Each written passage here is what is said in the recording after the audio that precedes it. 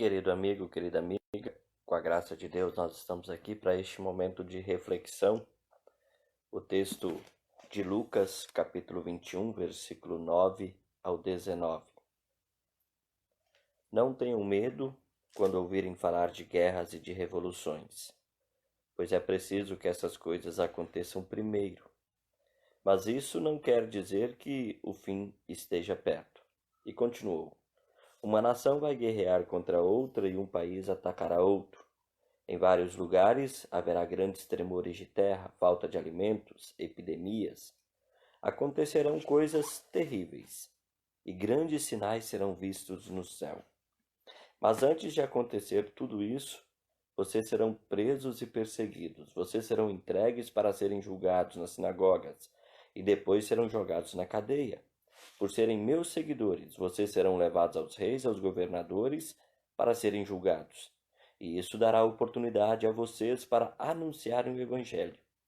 Resolvam desde já que não vão ficar preocupados antes da hora, com o que dirão para se defender, porque eu lhes darei palavras e sabedoria que os seus inimigos não poderão resistir nem negar.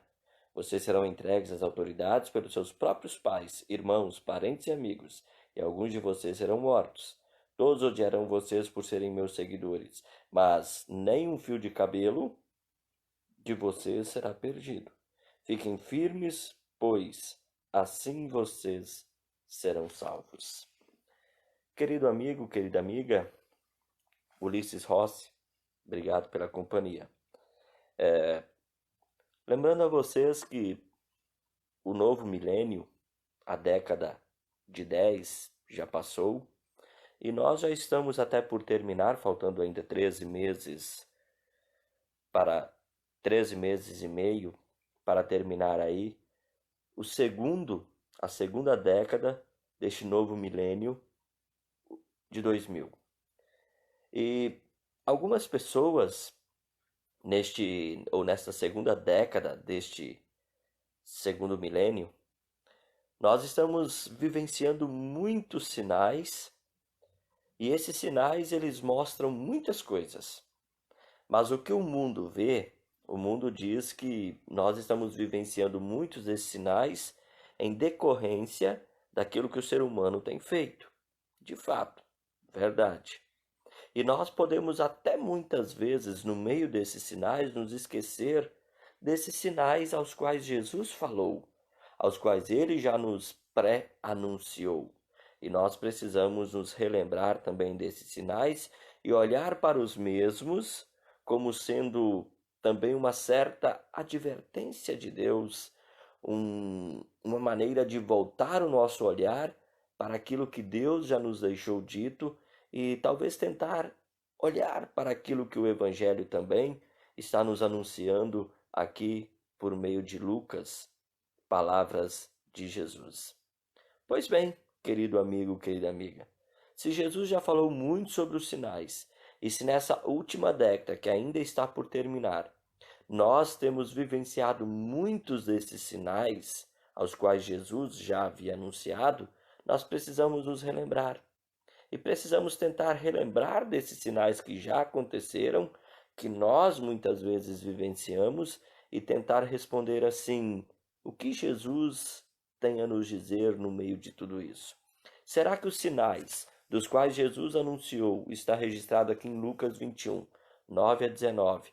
Os sinais que andam acontecendo, eles são para nos assustar? Ou será que no meio desses sinais nós ainda temos alguma coisa boa para ouvir da parte de Deus? Pois bem, à medida em que eu for anunciando muitos desses sinais, eu tenho certeza que vocês vão se lembrar de outros sinais. Nós temos a crise da dívida europeia, que começou lá no ano de 2010. Na verdade, a crise europeia é consequência da crise financeira mundial iniciada lá em 2008. Nações como Chipre, Grécia, Irlanda, Itália, Portugal e também Espanha, eles contraíram uma quantidade de dívida pública e os governos se tornaram incapazes de pagar ou de refinanciar essas dívidas. Isso então como nós sabemos e acompanhamos pelos telejornais, gerou muito desemprego, manifestações e também uma certa instabilidade política em toda a Europa. No ano de 2010, no dia 12 de janeiro de 2010, aconteceu aquele terremoto lá no Haiti.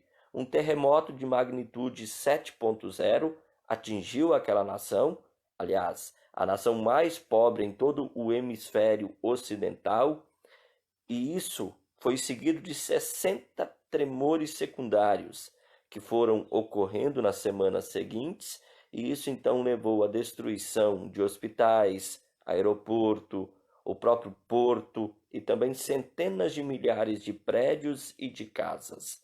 Bem, o governo disse que não era possível contar os mortos, mas estima-se que cerca de 316 mil pessoas morreram nesse desastre e 1 milhão de pessoas ficaram desalojadas.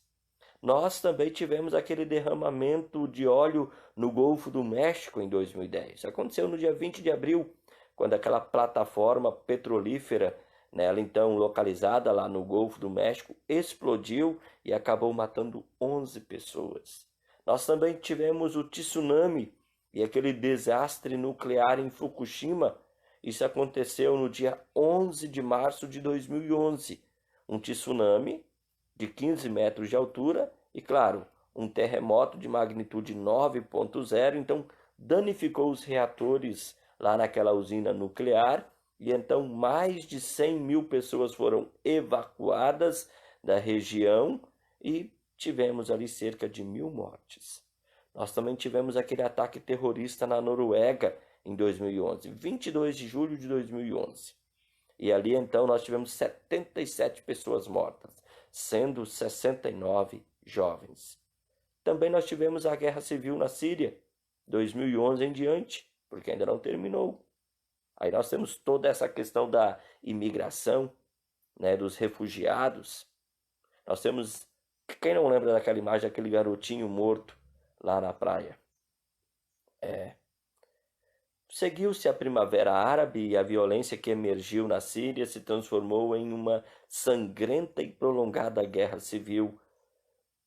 E assim nós então temos.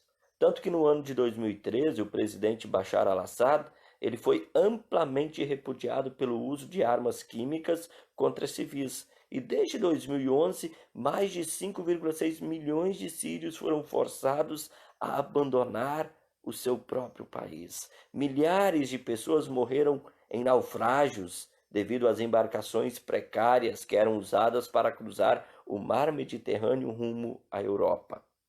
Quem não se lembra ainda daquele atentado à bomba na maratona de Boston em 2013, no dia 15 de abril?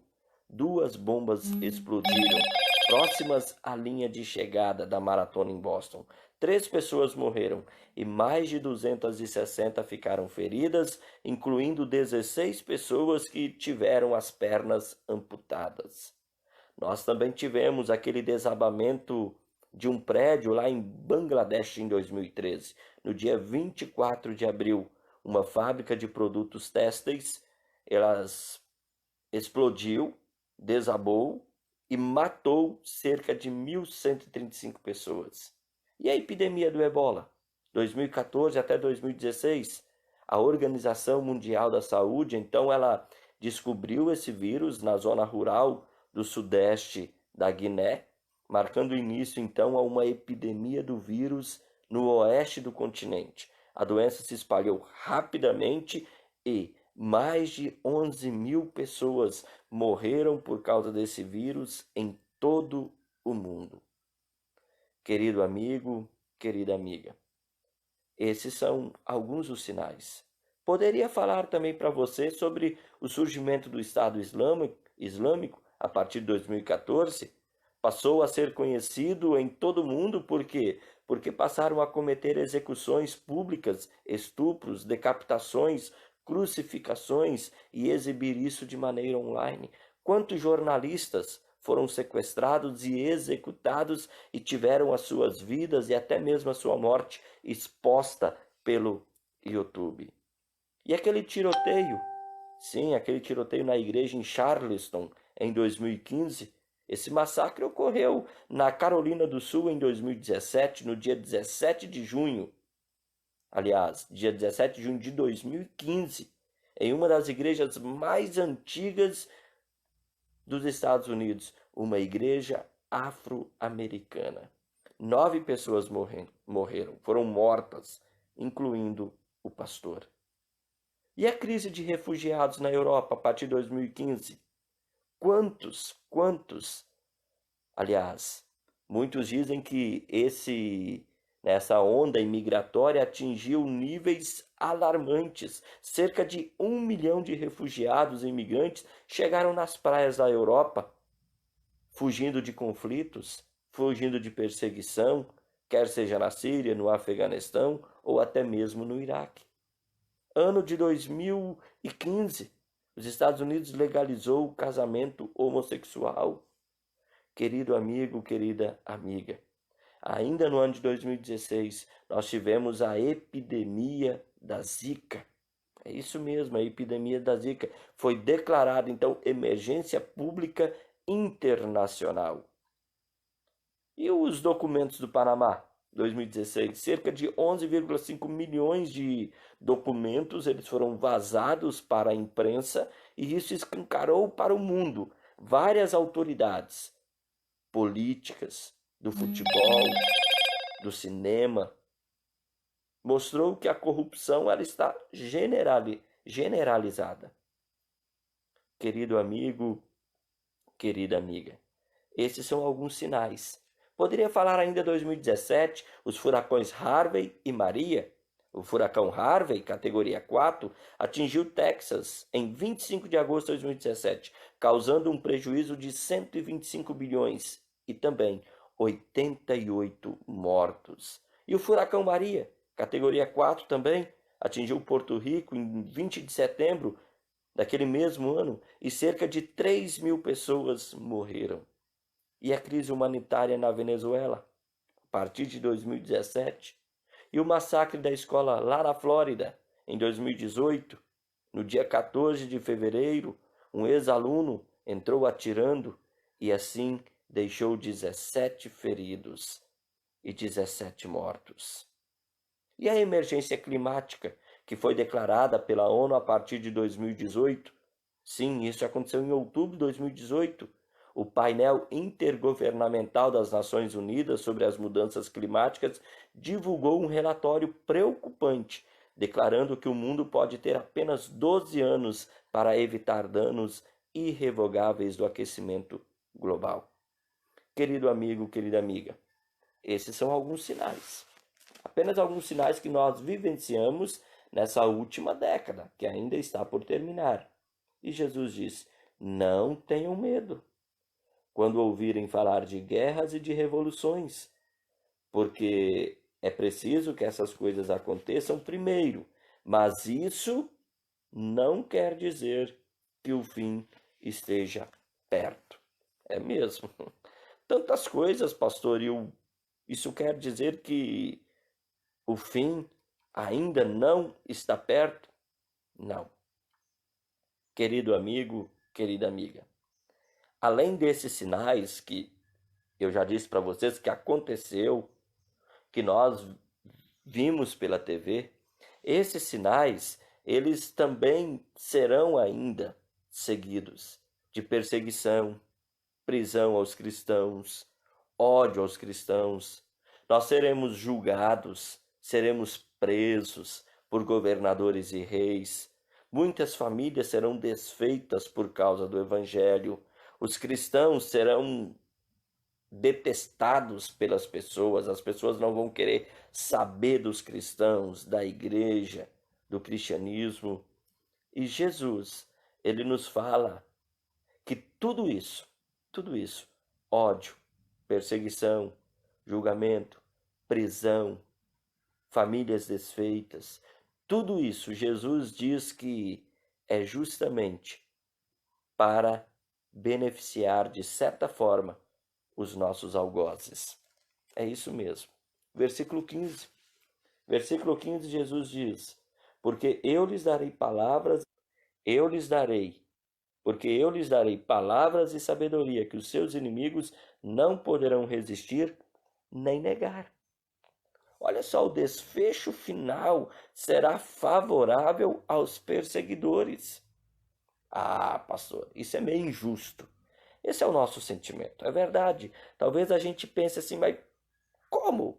Eu vou ser odiado, eu vou ser preso, eu vou ser perseguido, vou ser caluniado, mas isso ainda será de benefício para aquele que me odeia, para aquele que me prende, para aquele que me julga, para aquele que talvez vai até desejar a minha morte, ou que vai querer, ou que vai me matar?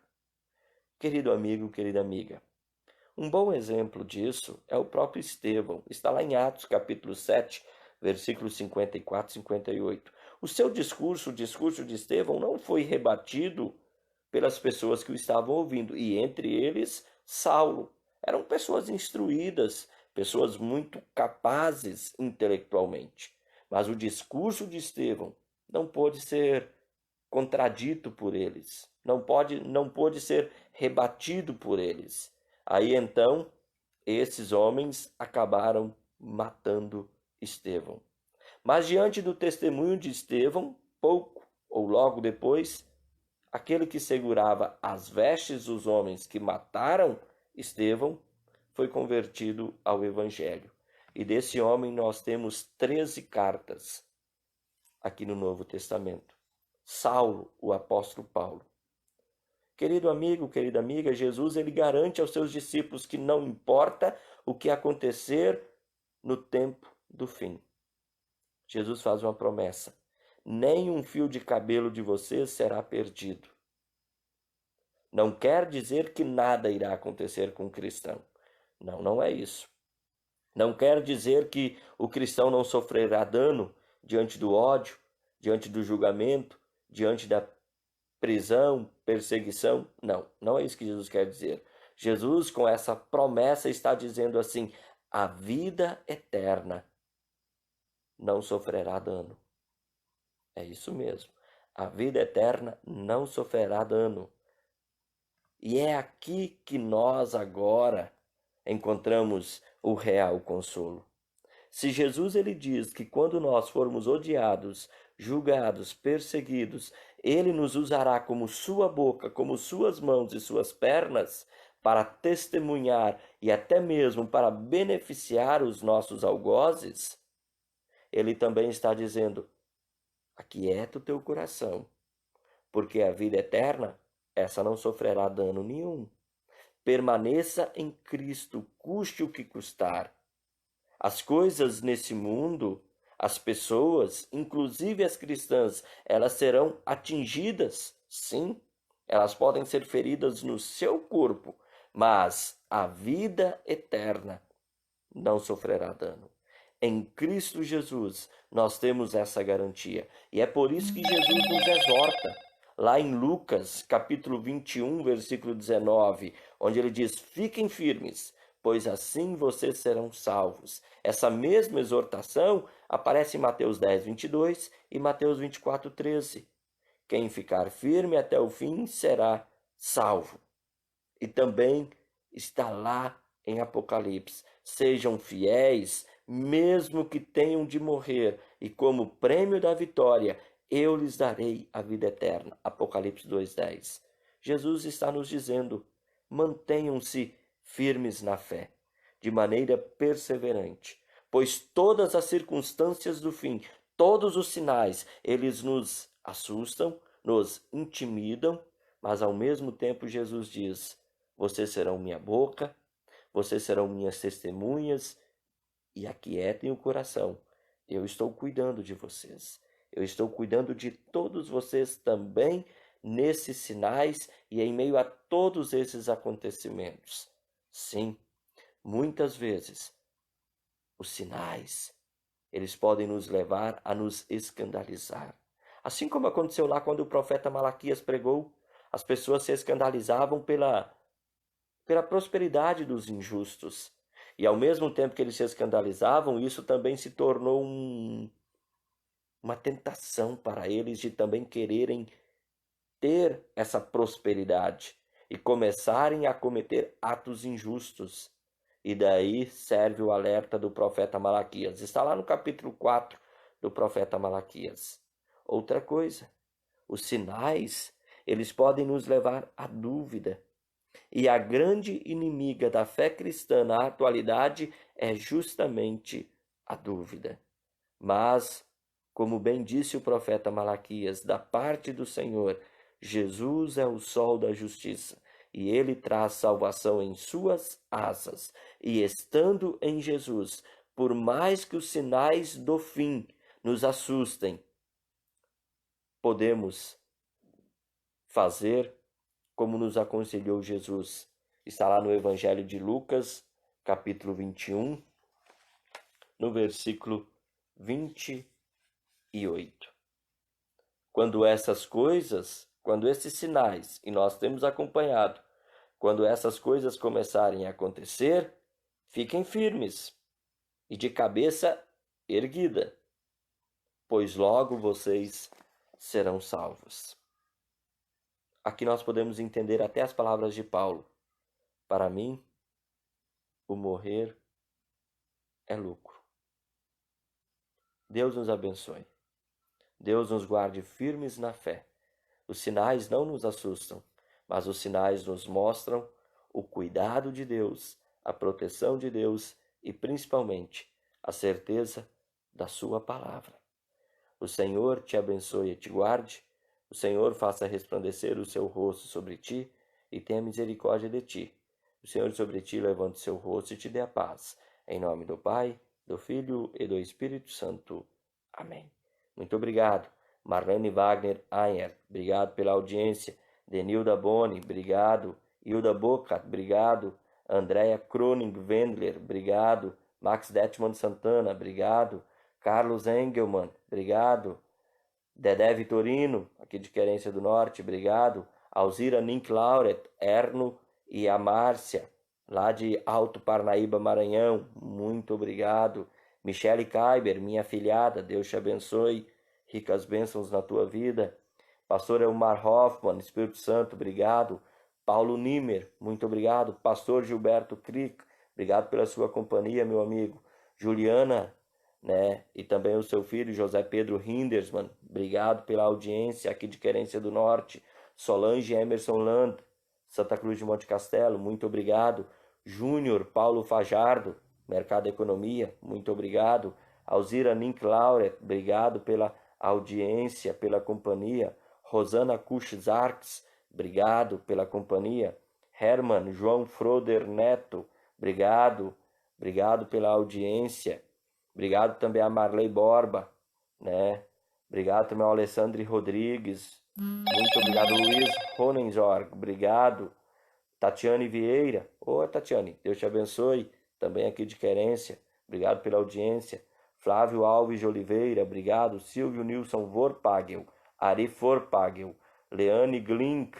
Lili Schiller. Leandro Giovanni Stern. Obrigado. Ulisses Ross. Obrigado. Deus abençoe. Forte abraço a vocês. Fiquem com Jesus. Até uma próxima oportunidade, se Deus assim nos permitir. Tchau, tchau.